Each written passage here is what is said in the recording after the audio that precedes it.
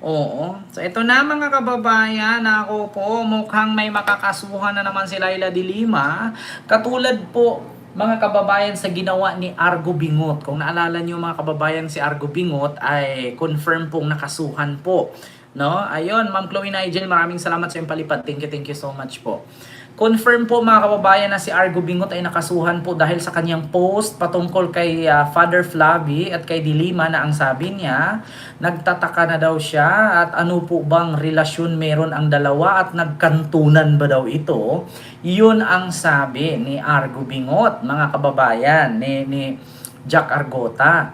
Ngunit mga kababayan, ito po ay sinabi ni Attorney Bueno na kinasuhan nga daw. Sir Henry Hilo po, no?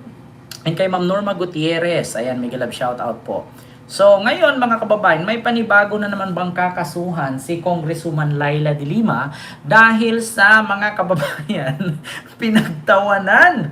Ginawang katatawanan ang pagsuot ni Congresswoman Laila de Lima ng hijab or abaya. Mga kababayan, ito po ay post ni Tio Moreno. Kung nakita nyo po ha, post po yan ni Tio Moreno 16 hours ago. Patungkol po kay Congresswoman Laila de Lima.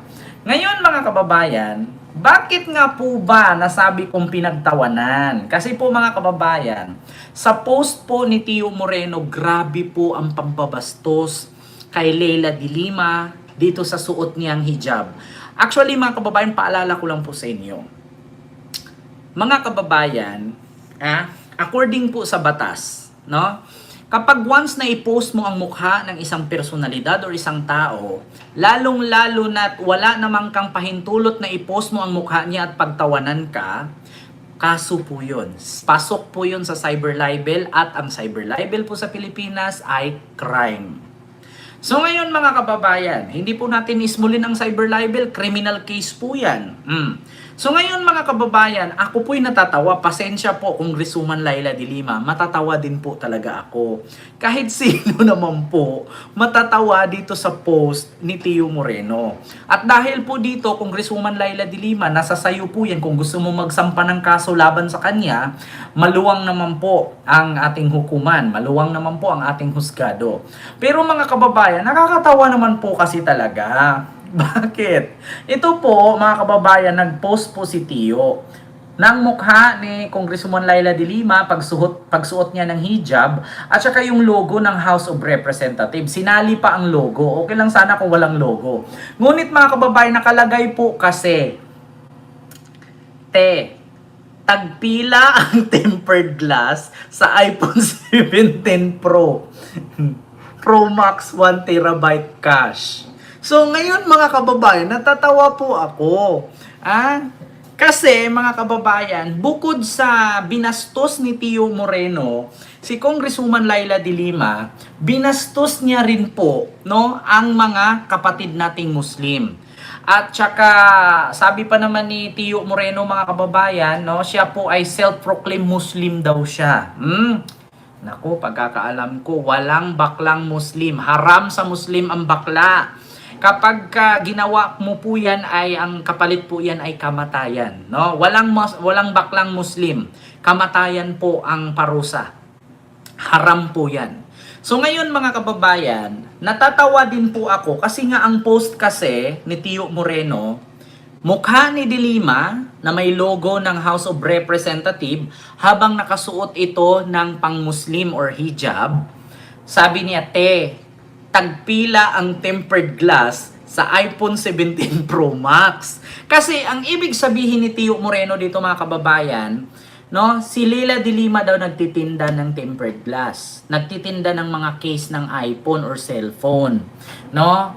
Ang gustong iparating ni Tio Moreno dito mga kababayan, si Laila de Lima mukhang tindera ng tempered glass. Yung nakikita nyo sa Quiapo, mga kababayan, yung tag 5 na lang. Ang imong nawong 5, ma'am, 150 lang, tempered glass kayo dyan, ma'am, bagong case. Kaya ako'y natatawa. Kasi ang gustong mangyari ni Tio Moreno, si Laila de Lima daw, Mukhang tindera ng cellphone case. Mukhang tindera ng tempered glass. Oo, sa Quiapo. Yung nagtitinda ng DVD. Oo, mga kababayan. Ginawa niyang tindera si Dilima. Diyos mio, marimar ba naman? Huy, Teo. Ha? Marangal na trabaho po ang tindera, ha? Teo. Marangal na trabaho ang tindera. Ang hindi marangal ay yung trabaho mo na kumikita ka ng 6 digit sa isang buwan, pero gagawa ka naman ng fake news at paninira sa administrasyon. Yan, hindi yan marangal na trabaho, Tiyo. Ang pagiging tindera, lalong-lalo na sa mga Muslim natin na kababayan, Tiyo Moreno, wag mong ismulin. Kasi yung mga Muslim, kung sakali man na paningin mo kay Congresswoman Laila de Lima ay mukhang tindera ng tempered glass, tindera ng iPhone case, no? Hindi po illegal ang ganyang trabaho bilang tindera. Mas illegal po yung mang-scam at manakbo ng sahod. 'Di ba? Kaya dito mga kababayan, binatikos po siya. Sabi nga ni Gino Monreal Hinulan, if you still defend this person, I DQ with you. This is offensive and never right. Someone religion should not be a joke. Bakla ka, wala ka talagang ginawang tama. Maaaring ayaw mo kay Dilima pero dragging Muslim people is no. 'Di ba? Grabe mga kababayan yung ginawa ni Tio Moreno. Ginawa niyang katatawanan. Hindi porket nagsuot si Laila de Lima niyan, ay sasabihin mo ng tindera siya ng tempered glass sa Quiapo. Kasi ang sabi niya, magkano ang tempered glass? iPhone 17 Pro Max, 1 terabyte cash. Marangal po ang pagiging tindera, Tio. Ang hindi marangal, yung manira ka ng buhay ng ibang tao at tumanggap ka ng 100,000, 6 digit a month. Diba? Oo. At hindi po marangal ang pagiging bakla na nakaigit sa spa. Diba? Yan, Tio. Mahiya ka naman. Kung dyan sa paningin mo kay Laila de Lima, para siyang nagtitinda ng tempered glass, bakit hindi ka nag-react dun sa suot ni Sara na para siyang nagpautang ng 5-6? Diba? Kung sa paningin mo kay Laila de Lima, nagtitinda siya ng tempered glass, para siyang tindera ng cellphone sa Quiapo, bakit hindi mo subukan si Sara dun sa suot niyang dilaw at tanungin mo, pautang ako 5,000, bayaran kita 6,000? Sige nga. Tio Moreno, sa pagkakaalam ko sa Muslim culture, hindi po pinagbabawal ng Muslim ang pagsuot ng kanilang kasuotan. Ang pinagbabawal lang nila ay suotin mo at bastusin mo. Pero wala po sa Muslim ang bakla. Haram po sa Muslim ang bakla. Alam nyo ba ang katotohanan? Walang baklang Muslim, Tio. Ikaw lang yung self-proclaim na Muslim ka. Walang Muslim na adik. Walang Muslim na bakla. Yun ang totoo. Puro kakabaklaan. Wala ka nang ginawang maganda sa buhay. Diyos ko. Wala kang pinagkaiba kay Bingot, vlogger, kay Argota. Diyos ko naman. Yan ang problema sa inyo. Naintindihan namin na ayaw mo kay Laila de Lima.